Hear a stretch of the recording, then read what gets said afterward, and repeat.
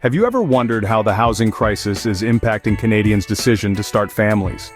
The Canada Mortgage and Housing Corporation recently reported record low vacancy rates and record high rent increases. A CBC News analysis found a startling fact.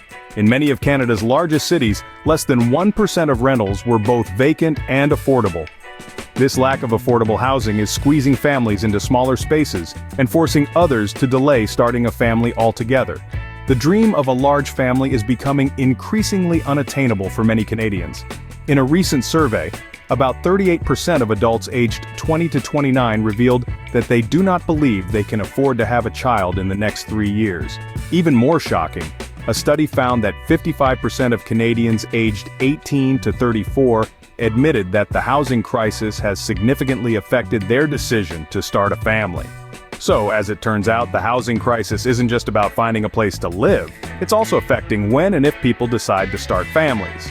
But what does this look like in real terms for real people? Let's delve into some stories.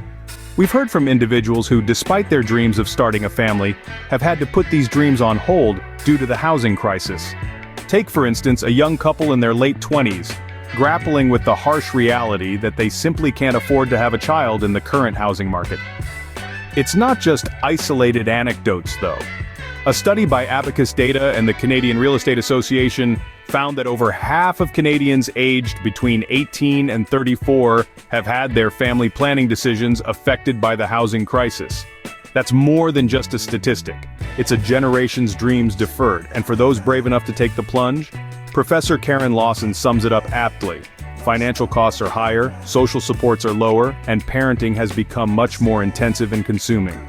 In essence, the ripple effects of the housing crisis are far-reaching, impacting not just our present but also our future, as it dictates when and if individuals can afford to start families.